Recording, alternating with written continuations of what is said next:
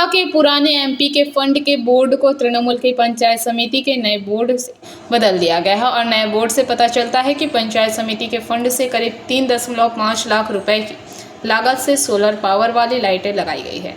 इसके बाद एक बड़ा सवाल उठने लगा है कि जिस प्रोजेक्ट पर एमपी के फंड से 3.5 लाख रुपए की लागत से पहले ही लाइटें लगाई जा चुकी थी, उसी प्रोजेक्ट के लिए फिर से नई लागत का हिसाब क्यों दिखाया गया? क्या सरकारी प्रोजेक्ट का क्रेडिट लेने के लिए बोर्ड बदलने के पीछे पैसे का खेल था? ऐसी घटना काकसर के गोपालपुर इलाके में हुई। हालांकि पंचायत समिति ने जिम्मेदारी से पल्ला झाड़ लिया है। स्थानीय सूत्रों के मुताबिक जब फाइनेंशियल ईयर 2024 से 25 में गोपालपुर वेस्ट पारा में सोलर पावर वाली लाइटें लगाई गई तो वहां भाजपा एमपी के फंड का बोर्ड लगा दिया गया। वहां लिखा था कि शुभिंदर सिंह और अहलुवालिया के फंड से 3.5 लाख रुपए की लागत से लाइटें लगाई गई थी, लेकिन बाद में उस बोर्ड को हटाकर वहां तृणमूल द्वारा चलाई जा रही काकसा पंचायत समिति का नया बोर्ड लगा दिया गया और उस बोर्ड पर भी लिखा गया था कि फाइनेंशियल ईयर 2024 से 25 के लिए पंचायत समिति के 5वें सीएफसी फंड से 3.5 लाख रुपए की लागत से लाइटें लगाई गई थी। इस घटना के सामने आने के बाद भाजपा हरकत में आ गई है। लोकल भाजपा वर्कर्स ने आरोप लगाया कि तृणमूल पहले से तैयार प्रोजेक्ट को अपना डेवलपमेंट दिखाने के लिए इस बोर्ड को बदलने की पॉलिटिक्स कर रही है। उनका सवाल है कि अगर पंचायत समिति के पैसे से नया काम हुआ है तो वह काम कहाँ है?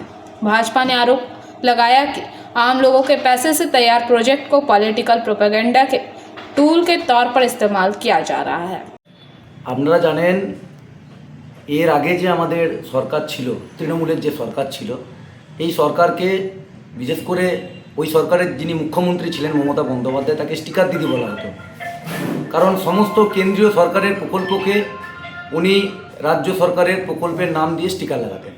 প্রধানমন্ত্রী আবাস যোজনাকে বাংলার আবাস যোজনা, মিশন স্বচ্ছ ভারতকে মিশন নির্মল বাংলা, এরকম বহু উদাহরণ আছে আমরা দিতে পারি।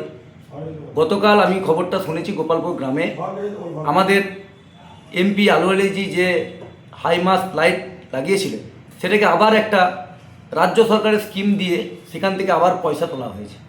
এ ঘটনা নতুন নয়, এ বহু ঘটনা এরকম আছে। এরকম করে খুঁজলে প্রতি গ্রামেই এরকম ঘটনা আপনি দেখতে পাবেন।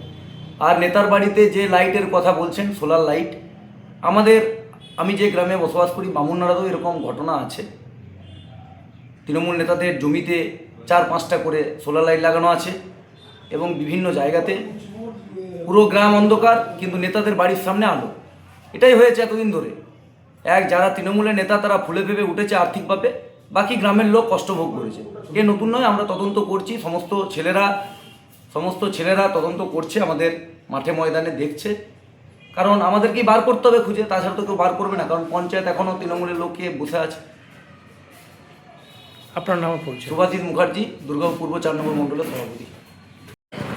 অভিযোগ তো ঠিকই আছে, কারণ এটা যখন ওই হাইমাস লাইটটা লাগানো হয়, এসএস আলুওয়ালিয়ার নামে বোর্ড লাগানো ছিল, আমার অনেক দিন দেখা ছিল। হঠাৎ আজকে আপনার কাছে ছবি দেখছি যে আমি ওটা পঞ্চায়েত সমিতির নামে আবার চলে যাবে। তদন্ত হয়ে আসল রহস্যটা বেরো, যেটা কী ঘটনা ঘটেছে, এটা আমরাও চাই। আর এটার সঙ্গে গোপালপুর গ্রাম পঞ্চায়েত কোনোভাবেই জড়িত নয়, কারণ ওই হাইমাস লাইট গোপালপুর গ্রাম পঞ্চায়েত থেকে উদ্বোধনও করতে যায়নি, কখন এই বোর্ড লেগেছে তাও জানি না। সেই সম্বন্ধে আমরাও কিন্তু অন্ধকারের মধ্যে। আমি কিন্তু এটার বিরুদ্ধে তদন্ত হতে চাই। কোথাও কি দুর্নীতি হয়েছে বলে মনে হচ্ছে? সেটা বলতে পারবো না। দুর্নীতি হয়েছে না কেউ এটা বদমাইশি করেছে সেই ব্যাপারটা তো আমার জানানো, তার জন্য তো গভর্নমেন্টের তদন্ত ডিপার্টমেন্ট আছে, সেখান থেকে তদন্ত করে বার করা হোক জিনিসটা কী, সত্যতাটা কী। যে একটা জায়গায় দুবার কেন বোর্ড বসবে আলাদা আলাদা।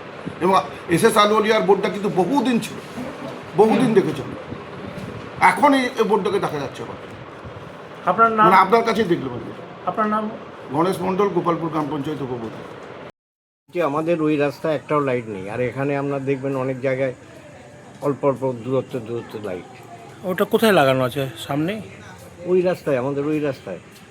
আচ্ছা, ওইদিকে ঘুরে, জাতীয় সংঘ ক্লাব থেকে ঘুরে ওইদিকে বাঁ দিকে। আপনাদের পাড়াতে নেই? না, খুব বেরোয় তো আশেপাশে কোনো ঝোপঝাড় আছে, তাহলে এখানে একটা লাইট দিলে ভালো হয়। ঠিক আছে, এই লাইটগুলো সব নিজস্ব, নিজেদের ঘর থেকে সব দেওয়া। এখান থেকে সরকার বা পঞ্চায়েতের কোনো লাইট নেই? না না না, কোনো কিছু নেই। জানিয়েছিলেন পঞ্চায়েতকে? না, আমরা কোনো জানানো হয়েছিল, কিন্তু ওরা কোনো ইয়ে নেয়নি তো। এই অন্ধকারের মধ্যে এই তো অন্ধকারে দেখতেই তো পাচ্ছেন। গোপালপুর পশ্চিম পাড়ায় দীর্ঘদিন ধরে মানুষ দাবি করেছিল একটা হাইমাস লাইটের জন্য, কারণ এখানের জনবহুল এলাকা, এখানে মানুষ সবসময় এসে বসে ঠাকুর মন্দির দর্শন করে, তা ওই জন্য একটা হাইমাস লাইটের আবেদন করা হয়েছিল। তা দীর্ঘদিন পর সেই লাইটটি 8 মাস আগে ইনস্টলেশন হয়েছে।